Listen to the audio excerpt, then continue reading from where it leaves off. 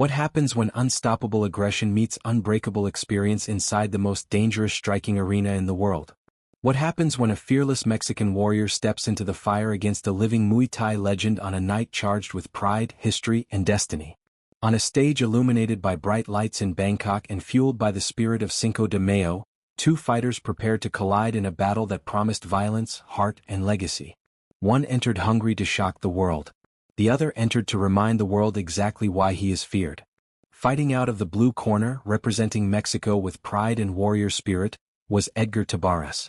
Training out of kings and priests, forged in discipline, sharpened through adversity, and carrying a professional Muay Thai and kickboxing record of 32 wins against 5 defeats, Tabares stepped forward with belief burning in his chest. He was not here to survive. He was not here to simply compete. He was here to dethrone a king. The screams of support echoed as he made his walk, eyes focused, shoulders loose, energy controlled but intense. He understood the magnitude of the challenge. Across from him stood not just a champion but an icon. In the red corner stood the reigning and defending undisputed 5-time Flyweight Muay Thai world champion, the man known globally as the Iron Man, Rodtang Jitmuangnon. Representing Thailand with an astonishing professional record surpassing 270 victories, Rodtang was more than experienced. He was battle-tested beyond imagination. Training out of the legendary Jitmuangnon gym, he carried the aura of a fighter who had seen everything, absorbed everything, and conquered nearly everyone placed before him. His presence alone shifts the atmosphere. His smile before violence is unsettling. His confidence is not arrogance, it is earned certainty. The referee, Olivier Coste, called both fighters to the center. Clear instructions were given. Watch for headbutts, no low blows, no strikes to the back of the head. Protect yourself at all times. The rules were understood. But beyond rules, this was about will. From the opening bell, the tension was electric. Tabares surprised many by standing directly in front of Rodtang. There was no immediate retreat. No visible fear. He fired push kicks early, testing distance, chopping at the legs with low kicks. Rodtang responded calmly, answering with stiff jabs and body shots. The exchanges were not wild, they were calculated. Tabares even attempted spinning elbows, bold and aggressive, trying to disrupt the champion's rhythm. And here's what made the first round fascinating. Tabares was not overwhelmed. He absorbed shots and answered back. He covered his midsection tightly with elbows to block Rodtang's straight punches to the body. He fired leg kicks in return. He attempted to model his style after the champion himself. Push kicks, forward pressure, trading in the pocket. Was brave. Perhaps too brave. Rodtang's right hand began to reveal itself as a dangerous weapon. Every time Tabares stood tall on the center line, that right hand hunted him. It was precise, heavy, and direct. Yet Tabares refused to back away. With 45 seconds left in round 1, they stood toe-to-toe. Leather cracked against bone. The crowd roared. The message was clear. The challenger came to fight. As round 1 closed, observers could sense Rodtang downloading information.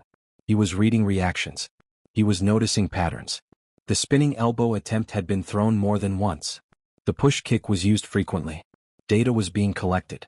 Round 2 began and something shifted. Rodtang increased forward pressure. The relaxed exchanges turned into aggressive pursuit. He stepped in with sharper elbows. One particular lead elbow landed clean enough to force Tabares to take a knee. It was ruled a slip, not a knockdown, but the impact was visible. Rodtang had shifted gears. Tabares continued to fight back. He landed a jab. He tried another head kick. He attempted to answer combinations with knees. But there was a critical flaw. He wasn't moving his head off the center line. He wasn't cutting angles. He was fighting Rodtang's fight, directly in front of him. Rodtang's right hand became a heat-seeking missile. The pressure intensified. The champion began catching Tabares' lead kick and dragging him into counters. Every time Rodtang caught that kick, Tabares attempted the same response. Spin into an elbow. And that repetition would cost him everything. If you're enjoying this breakdown of elite Muay Thai strategy and championship-level adjustments, now is the perfect moment to support the channel. Make sure you subscribe so you never miss deep fight analysis like this, because what we're witnessing here is not just violence, it's high-level fight IQ in action. Back to the action. Rodtang had seen the spin one too many times. In high-level combat sports, patterns are fatal. Go to the well too often and eventually it runs dry. Midway through the second round, Rodtang caught the lead kick again. Tabares instinctively initiated the spin for the elbow. But this time Rodtang was waiting. He blocked the spin cleanly, stepped through the rotation, and delivered a crushing elbow counter of his own. The strike landed flush. Tabares collapsed to the canvas. There was no confusion. No delayed reaction. It was clean, precise, and devastating. Rodtang did not rush recklessly. He understood the damage was done. The referee stepped in after 1 minute and 34 seconds of round 2. Knockout. And still the undisputed flyweight Muay Thai world champion of the world, Rodtang Jitmuangnon. The crowd erupted. On Cinco de Mayo, Rodtang showed respect to his Mexican opponent, acknowledging the heart and courage Tabares brought into the ring. But respect does not soften results.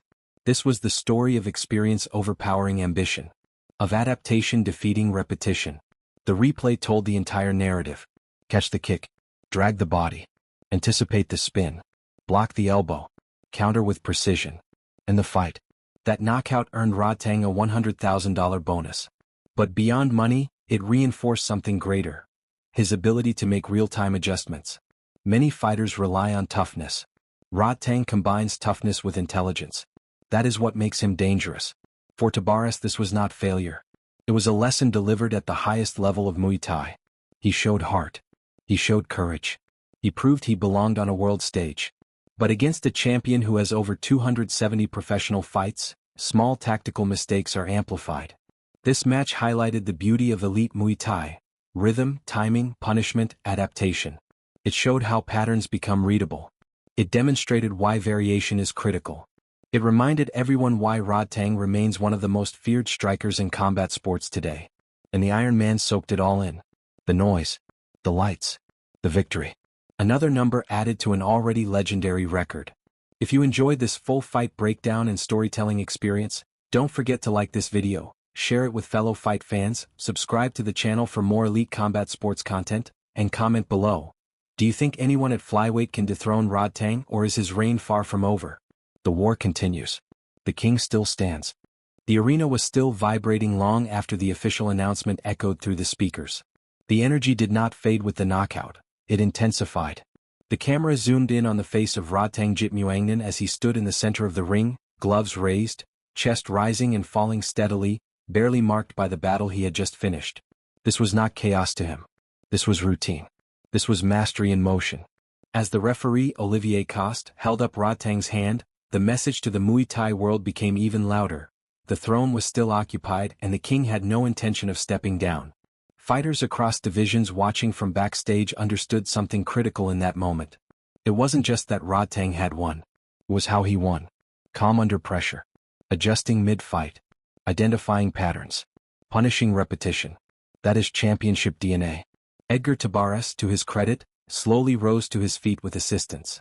There was disappointment in his eyes, but also pride. He had dared to test himself against one of the most dangerous strikers on the planet. Not many fighters volunteer for that assignment. Even fewer walk forward willingly in the pocket. On a night fueled by national pride, he represented Mexico with courage. And though the result was not in his favor, he gained something invaluable: experience at the highest possible level. The replay continued to circulate on the massive screens inside the arena. Analysts broke it down frame by frame. Rodtang catches the lead kick. Tabares spins for the elbow. Rodtang reads it instantly. Block. Step through. Elbow counter. Impact. Collapse. It was not luck. It was preparation meeting opportunity. The kind of adjustment that only comes from hundreds of rounds fought in stadium wars across Thailand. What makes Rodtang special is not just his chin, which has absorbed monstrous shots in previous fights. It is not just his aggression or his willingness to stand and trade. It is his evolution. Early in his career he was known primarily for forward pressure and toughness. But over time he refined his craft. His defense tightened. His timing sharpened. His counters became more lethal. Now, when opponents attempt something flashy or repetitive, he punishes them with clinical precision. This victory marked another chapter in a reign that has already carved its place into Muay Thai history. Each defense adds to the myth. Each knockout reinforces the legend. And with over 270 professional fights, Rodtang carries experience that most fighters will never come close to touching. Yet the division remains hungry. Backstage, contenders are studying that fight closely. They are analyzing the mistakes Tabares made. They are noting the effectiveness of Rodtang's counters. They are asking themselves one question: what would I do differently? Some will say movement is the key. Others will argue that clinch control could disrupt Rodtang's rhythm. A few might believe overwhelming volume and angles could create openings. But believing and executing are two very different things. When Rodtang begins marching forward, smiling as punches land, many game plans dissolve under pressure.